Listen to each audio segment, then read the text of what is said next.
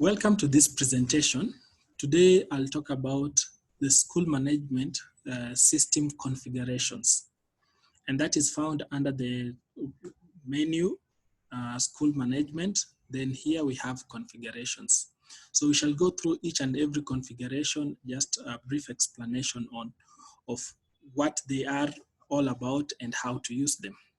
So first of all, I'll start with the fee terms.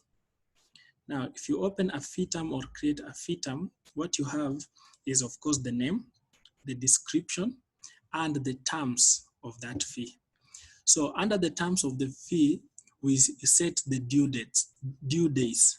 So are the students paying per month after 30 days or per semester after 90 days or whatever the configuration that we want. Then what is the value of the fees? Is it 100% of the value?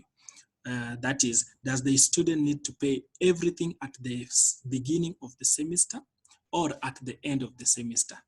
Or does the student need to pay maybe 30% when the student is getting into school, and maybe before exams pays the remaining 70%? So here you can be able to say, like for now, I can just give an example of I need the students to pay 100% of the cost, and what is the value here. So we have a product that is called fees. Now this product is configured in a way that we have the setting price there. So the students will be like paying through the product fees, which has the amount there. And in these fees, actually, we can say maybe this is math fees. So we shall have a product for math fees. We shall have a product for P1 fees, maybe P2 fees. And the different categories here, we shall have the sale price as the configured amount. And we can add taxes if we want. And yes, so most important is just the product name and the taxes. And of course the prices. So here I have math fees as our product, and it is 200. Okay, we save it. So the system will know in 30 days, the student needs to pay 100% of the value of our fees, and our fee product is math fees, which is 200. So an invoice will be created to this student at the end of the month, an invoice of math fees of 200 at the end, because we have said the value is 100. So if the value was 50%, then it will create an invoice of 100, because now it's 50% of the value. Now, if we have extra fee elements, maybe this is math fees for the course. Maybe we have an extra element here, and we say library penalty fee or library registration, or we have, so we can have different items. So maybe admissions. Okay, maybe not admissions. Let me get a better example. Maybe lunch. If lunch is included in the fees, lunch fees. And maybe lunch fees is 500, no, maybe 100, and I save it. So lunch fees, he is paying 100%. Math fees, he is paying maybe a lesser amount, okay? So I'll just do that and I'll save it. So you'll define all the fee elements that now will be written to the invoice of this student at the beginning, middle, or at the end of a session. That is at the end of 3 months or at the end of 1 month. Okay, so I'll save this. So we have the fee terms, and that is math fees. So anytime we are charging a student math fees, what we are just saying is we are selling to this student 3 items of the fee elements: lunch fees and math fees. Okay, there is a repetition here, but regardless. Okay, so I'll save it. If there is any description, I put the description there. So that is how the fee terms will be operating. So when a student is enrolled to a specific class, a specific course, then we can apply a fee term to a specific course.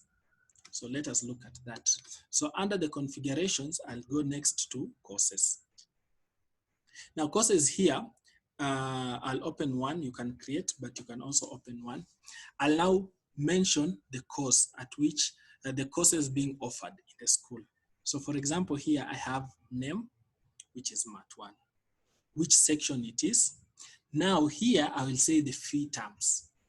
How are the fee, how is fee paid through this when a student is undertaking this course? So I'll select fees here.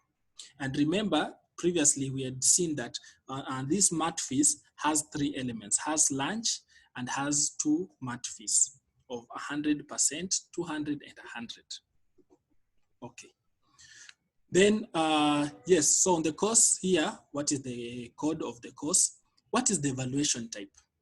Is it GPA? Is it CCE? Is it a normal evaluation? We can define that, and later on we shall see now the way those evaluation types are also cost. Now, if we have sub courses or small courses under the main courses, then we set the parent course of that particular course. Then after there, we save that course. So we have seen how to configure fee structure. After the fee structure, we have configured a course.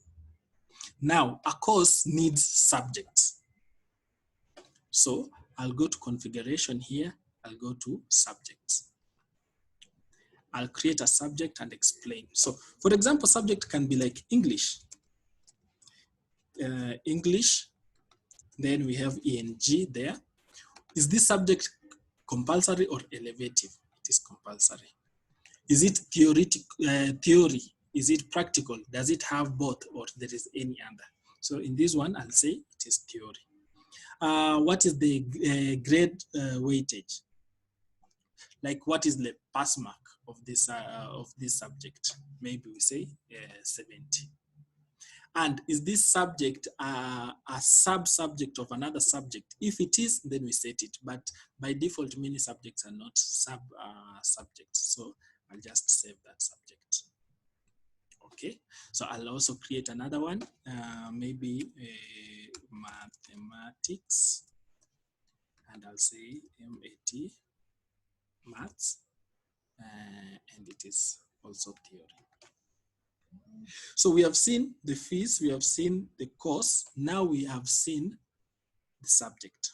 But now if we go back just to the course for a minute, we can now add subjects that we have already configured now onto our course.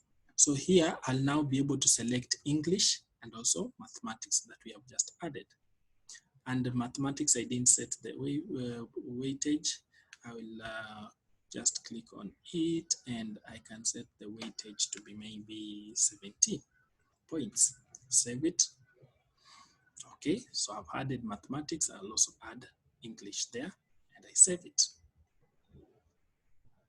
So at that point, we know a student, when enrolled to Mat 1, will pay fees with this object, Mat fees, and this student will be entitled to these subjects, which is English and mathematics. So we have configured our courses. Next is to configure what? Our classroom. So we will take a classroom and configure it. So classroom, maybe classroom Mat 1. So class M1 as the code here. Which course is run under this classroom? Our course, which is Mat 1 that we have already configured. What is the number of people, maximum number of people in this class? We will say maybe 30 people. What are the facilities that are in this class? Facilities can be like, a TV, an LED TV, code will just be TV. What is the quantity? Maybe we have 1 TV. Okay, on that specific class, we can have a blackboard. And we can just give it a code as board. What are the other facilities? We have, okay, for Blackboard, I think I didn't set the quantities. So I've set the quantities. Then I have maybe a table. And I say maybe there are 2 tables on that classroom. And I save. And apart from that, then of course we have asset management. Which other assets are in this classroom? We shall just be able to set them.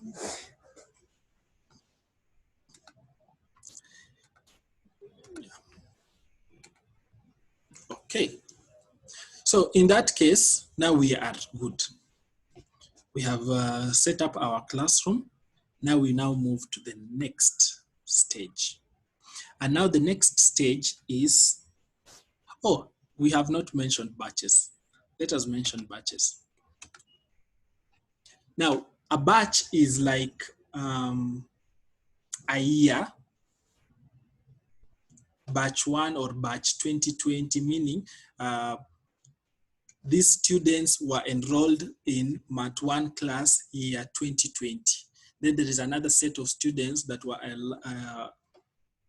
enrolled to Mat 1 year 2019. So this batch can be like batch 2020, code 2020. The year starts maybe at the beginning of the year and say 1, and maybe at the end of the year. So, and of course, then we say course 1, that is a batch for course 1. So we are saying that the course 1 Mat, we have a batch of 2020. We also have another batch of 2019, or maybe a batch of, so depending on how your timings are or your regulars are, we can be able to set it that way. Okay. So under the configuration, we have seen fee terms, courses, we have seen batches, we have seen subjects, we have seen classrooms. Okay, we have also seen activity types. These ones we shall come to them when we shall be dealing with the students configuration. Facilities, we have also seen you can be able to add facilities under a specific classroom and be able to track them. And finally, categories, we shall also see categories under the students under the configurations. So here I'll just say category 1, cat 1, and I save it. Yes, so that is it about school management configurations. The next video now will be about the students.